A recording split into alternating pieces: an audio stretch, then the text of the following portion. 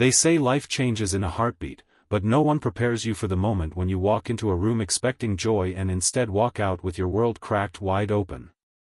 That's exactly what happened to me on the day I followed my wife into the clinic for what should have been a routine ultrasound. I still remember the sharp scent of antiseptic, the hum of fluorescent lights overhead, the cool paper sheet crinkling beneath her as she shifted nervously on the examination table. She smiled at me, brushing her hair from her face, her eyes filled with both anticipation and the glow of new life. I held her hand, my thumb brushing circles on her skin, whispering that everything was going to be fine, because that's what husbands do when their wives are about to hear the rhythmic heartbeat of their child for the very first time. But in that sterile, ordinary room, the ordinary shattered. The doctor, a man I had always known to be calm, measured, and almost robotic in his professionalism, froze. His hand, steady on the ultrasound probe, trembled. His jaw tightened. I saw the blood drain from his face as his eyes widened, darting between the screen and us, as though debating whether to tell us what he had just seen. And in that single instant, the air in the room grew heavier, thicker, suffocating with dread. Something was wrong. I leaned forward, my chest tightening, my voice cracking as I asked, "Doctor, what is it? What do you see?" But instead of reassurance, instead of the calm explanation we both craved, he withdrew his hand slowly, removed his glasses, and whispered something that made the walls feel like they were closing in on me. He said, "Sir, you need to step outside. I need to speak with you privately." My wife's grip on my hand tightened, her knuckles white, her lips trembling as she begged him to tell her what was happening. But his eyes didn't meet hers. They lingered on me, pale and distant, as though he had just uncovered a secret so terrifying it couldn't be spoken freely. And right then, I knew, whatever we had expected to hear today, whatever dreams we had painted in our minds about our child's future, were about to change forever. My heart pounded, every second stretching into eternity, and before I could even gather the courage to ask again, the doctor looked at me, his voice lower, heavier, and said the words that would haunt me long after that day, "You need to leave, sir. What I'm about to say will shatter you." That was the moment everything began, the unraveling of my certainty, the collision between love, fear, and a truth so devastating that I still struggle to speak it aloud. And before I reveal the rest of this story, let me just say this: if you've ever thought your life was safe, predictable, under your control, this story will shake you. Because sometimes the people we trust to deliver life-changing news carry not just answers, but burdens we never imagined. Stick with me until the end, and if stories like this resonate with you, if you believe in the power of truth and emotion told raw and unfiltered, then please take a second to subscribe, so you never miss a story that could just as easily be yours tomorrow. When I stepped into the hallway after the doctor's chilling request, I felt as though I had been thrust into another universe. The chatter of nurses at the station down the hall, the beeping of machines in distant rooms, the shuffle of shoes against the sterile tile floor, it all blurred into white noise against the thundering in my chest.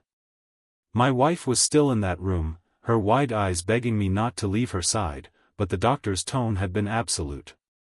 Something about the way his hands shook, the way his lips pressed into a thin, grim line, told me that this wasn't just medical caution, this was something far darker. He followed me out, closing the door behind him, and for a moment we stood there in silence, just two men carrying the weight of words that had not yet been spoken.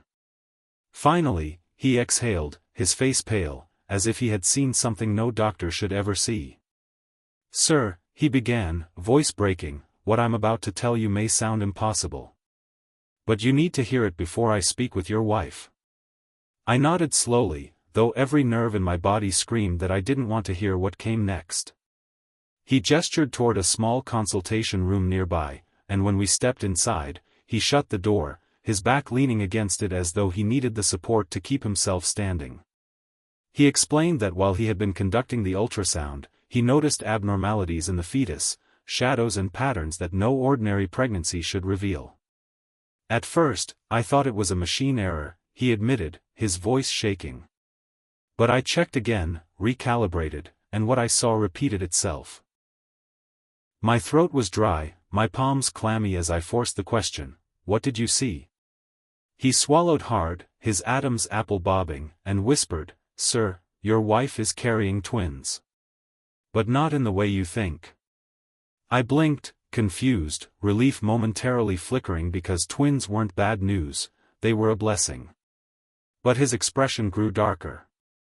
"One of the fetuses, it's not forming normally. It looks," he paused, unable to find words, then leaned closer and said in a hushed tone, "It looks parasitic. As if one child is feeding off the other." My knees nearly buckled. I gripped the chair beside me for balance, my ears ringing. "That can't be right," I whispered. "You must be mistaken." He shook his head, eyes closing briefly, then reopened them with a haunted stare.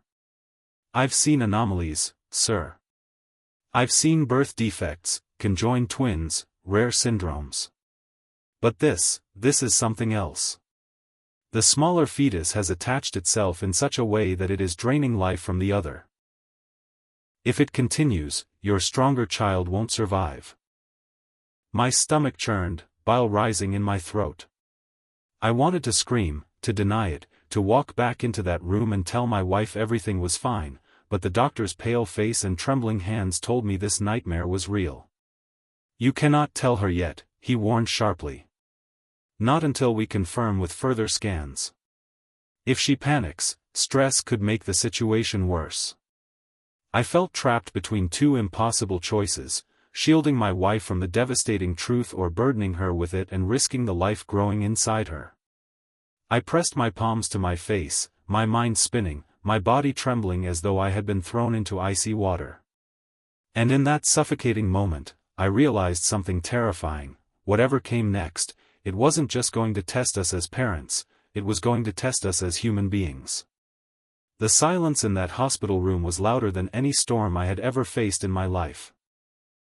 My wife, clutching my hand with trembling fingers, looked at me as if searching for reassurance, but even my eyes betrayed the fear I could not hide.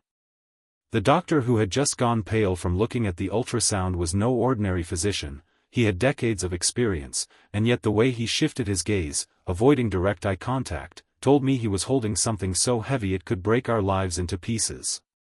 He cleared his throat, adjusted his glasses, and then, in a voice that cracked against the sterile air, said something I'll never forget, "There's something unusual inside the womb. Not one baby, but two. And not just that, there's something else."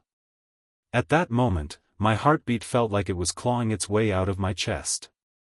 2 babies. Twins? That should have been joyful news, but the doctor's tone didn't sound like he was sharing a blessing, it sounded like he was preparing us for a battle we didn't even know existed. My wife whispered, "What do you mean something else?" And the doctor's jaw tightened as he pointed at the screen. He said, "One child appears healthy, but the other," he paused, and that pause was like a knife suspended above our hearts. He then added, "The second one is showing anomalies I've never seen before, something beyond medical explanation." The words pierced my soul. I could feel the ground slipping beneath me. I demanded clarity, asking if it was a deformity, a rare genetic condition, something science could at least name. But the doctor shook his head slowly, his eyes filled with a strange mix of dread and disbelief. He whispered, "It's not deformity, it's something else, almost as if this child is developing in a way that defies everything we know about biology. The readings are unnatural." I glanced at the ultrasound monitor and felt my blood run cold. The screen flickered with 2 tiny figures, but one of them, oh, God, one of them didn't move like a normal fetus. Its tiny hands seemed curled, almost clasped together as if in prayer or maybe in defiance, and its head appeared too large for its body. Tilted at an angle that seemed wrong yet deliberate. My wife gasped and buried her face in my shoulder. I held her tight, fighting the fear gnawing at my insides, while my mind spiraled into questions no one could answer. Could it be a medical anomaly? Or was there something more sinister at play? The doctor then suggested further testing, but he warned us that what he had seen was beyond anything textbooks had prepared him for. He wanted to refer us to a specialist, someone who dealt with the rarest of cases, but the urgency in his voice told me that we couldn't waste time. I tried to comfort my wife, whispering promises I wasn't sure I could keep, that everything would be fine, that our babies would be safe, that maybe the doctor was just overreacting. But deep inside, I knew. I knew this wasn't just medicine. This was fate colliding with us in the cruelest way possible. As we left the hospital, the air outside felt heavier than ever before. It was supposed to be the happiest day of our lives, the day we found out we were having children. Instead, it felt like the world had placed an invisible weight on our shoulders, daring us to carry it without breaking. We walked into the night, my wife still shaking, her hand clutching her stomach as though shielding the little lives within her, and I swore silently that no matter what the doctor had seen, no matter what unnatural truth lay hidden inside those ultrasound shadows, I would protect my family at all costs, even if it meant standing against things beyond human understanding. The next morning came with no relief, only a deeper dread that settled over us like fog. I barely slept a wink, replaying the doctor's words again and again in my mind, as though repetition could make sense of them. My wife lay beside me, her hand still resting on her stomach even in sleep, a silent gesture of protection, love, and fear all tangled into one. By dawn, we were on our way to the specialist the doctor had referred us to, a man renowned for handling the strangest and rarest of prenatal cases. The clinic was quiet, tucked away on the outskirts of the city, far from the usual hustle of the big hospitals. There was something unsettling about it, the halls too empty, the staff too reserved, their eyes carrying a weight as though they had all seen things they wished they could forget. When the specialist finally welcomed us into his office, his calm demeanor was so disarming it almost felt unnatural. He smiled, shook my hand, and reassured my wife that everything would be carefully examined. But behind his polished words, I could sense it, this wasn't the first time he had encountered something unexplainable, and maybe that was why he had been recommended to us. The examination began, and once again the cold gel spread across my wife's stomach, the hum of the machine filling the silence. I kept my eyes glued to the monitor, my heart pounding in rhythm with every flicker of the screen. At first, everything appeared ordinary, the first twin, healthy, moving as expected, heart beating strong. Relief washed over us for a moment, but then the second figure came into view. The specialist's brow furrowed. He leaned closer, adjusting the machine, his jaw tightening the way a man tightens before admitting something terrifying. The figure appeared again, and I swear on everything I love, it looked larger than the day before. Not in a way that matched normal fetal development, but as if it had grown overnight beyond natural pace. Its limbs twitched strangely, jerking in movements that looked deliberate instead of instinctual. And then, for a brief second, I thought I saw it, its head turned, ever so slightly, toward the ultrasound probe. My throat went dry. My wife whispered, "Did you see that?" and the specialist did not answer. He only pressed more buttons, zooming in, recording the images, his hands shaking even as he tried to stay calm. Finally, he paused the scan and looked at us, his face pale. "I don't want to alarm you," he began, "but I've studied countless cases, and this is not like anything I have encountered before. The second child's development is accelerated in ways that cannot be explained by medicine. Its skeletal structure seems ahead of its gestational age, and the brain activity." He trailed off and glanced at his assistant, who nodded grimly. "The brain activity is highly irregular, almost conscious." My wife gasped, clutching my hand so hard I could feel her nails pierce my skin. Conscious? How could that be? A fetus that was not even supposed to have awareness yet, aware? A sickening chill crawled up my spine. I asked him what it meant, desperate for answers, but he only sighed, admitting that science could not account for it. "It's almost as if, the child knows," he whispered under his breath, as though speaking too loudly would make it more real. From that moment, everything changed. Nights became unbearable. My wife would wake up in sweats, saying she felt strange movements inside her belly, not like the soft flutters of a baby kicking but stronger, sharper, as if something inside was pushing with intent. Once, she swore she felt a pressure against her ribs so strong it nearly knocked the air out of her. She cried into my chest, asking, "What if it's not even human?" and I held her, hating myself for not having an answer, hating the fear that was consuming us both. We tried to keep it secret from family and friends, not wanting to explain what even we could barely comprehend. But the weight of silence was crushing us. The specialist scheduled weekly checkups, each one leaving us more disturbed than the last. The healthy twin grew normally, thriving, but the second, it was evolving. Its features sharpened, its movements deliberate, its growth too rapid. At times, when the ultrasound probe hovered near, the image would flicker, almost as though the machine itself was struggling to capture what it was. Once, the screen went entirely black for a second, then flashed with static before returning. The assistant whispered that it wasn't possible, that machines didn't just react to what they scanned, but the specialist silenced him quickly. My wife cried softly in the car after that visit, asking me over and over, "Why us? Why our baby?" and I had no answer. The worst part was, deep in my gut, I had started to feel it too, the sense that something beyond our understanding had chosen us, that this wasn't random, and that we were at the center of something terrifying that hadn't yet revealed its true face. The weeks dragged on, each one heavier than the last, until time itself felt like an enemy. My wife's body began to change in ways that no doctor could explain. Her stomach grew disproportionately, the healthy twin developing as expected while the second one seemed to take more space, pressing against her frame like a force that wanted out before its time.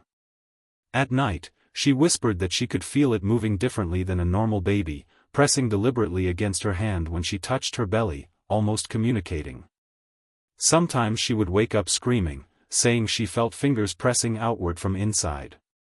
I tried to comfort her, to hold her, to remind her she wasn't alone, but truthfully, I was breaking too.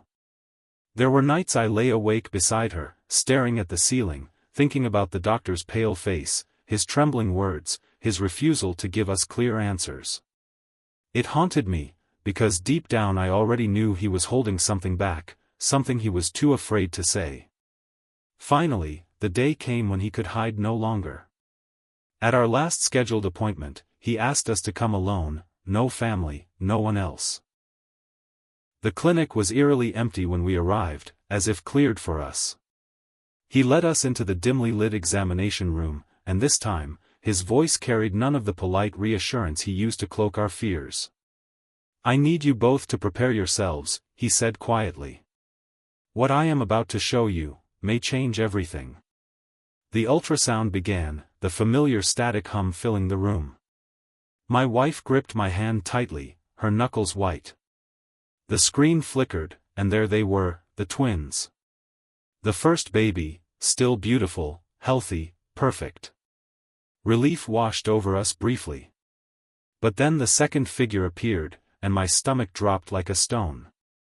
It was bigger, far bigger than before, its limbs longer, its skull more defined, its features unsettlingly sharp. And then, the impossible happened.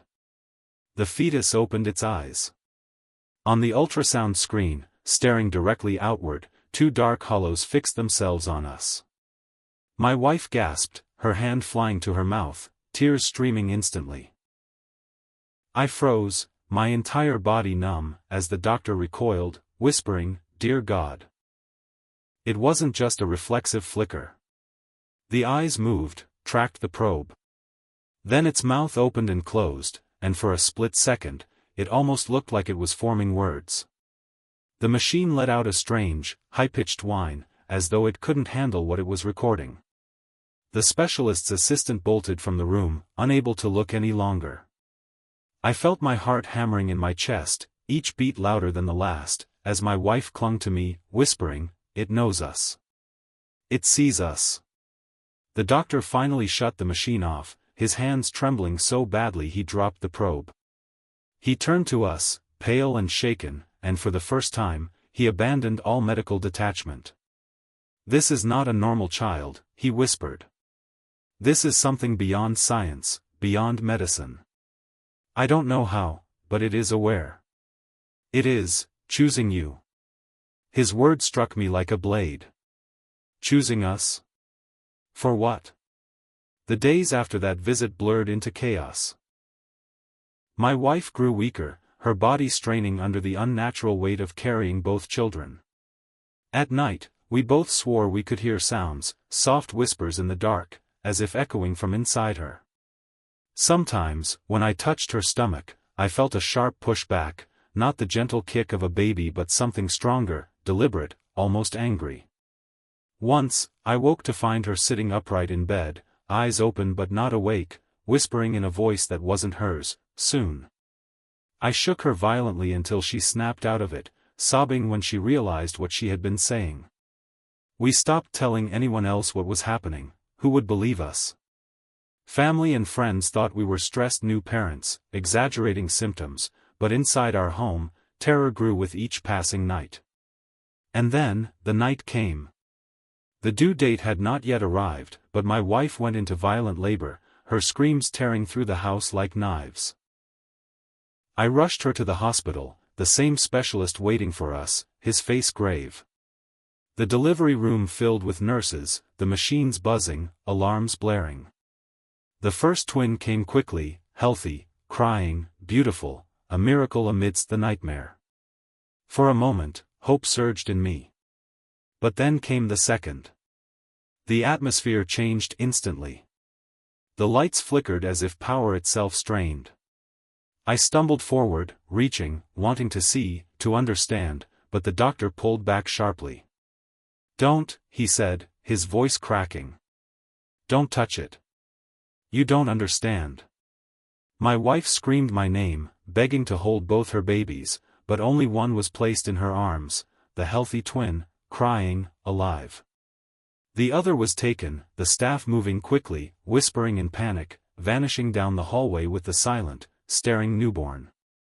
I chased after them, shouting, demanding answers, but the doctor stopped me, his eyes hollow. "For your family's safety," he said, "forget what you saw. Raise your daughter. Love her. Pretend the other never existed." But how can I forget? How can I erase from my mind the sight of eyes too knowing, too aware, staring at me from the face of my own blood? How can I pretend when the image replays every time I close my eyes, when sometimes, late at night, I still hear whispers echoing from the empty crib we never used? And the worst part, the part that shatters me even now, is not knowing where they took my child. Not knowing if it is out there, growing, waiting. Not knowing if one day, it will return, not as a child, but as something else entirely. So when people ask me why I flinch when I hear the word ultrasound, or why I turn pale at the sound of a baby's cry, they will never understand. They don't know what it means to carry love and terror in the same heartbeat.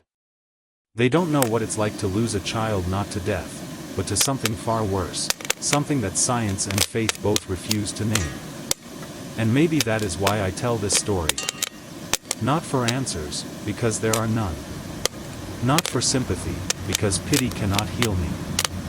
I tell it so that maybe, just maybe, when you hear your doctor's voice falter, when you see his hands shake as he stares at a screen, you will understand the weight of what he's not saying. And maybe, you'll be prepared for the truth, because I never was.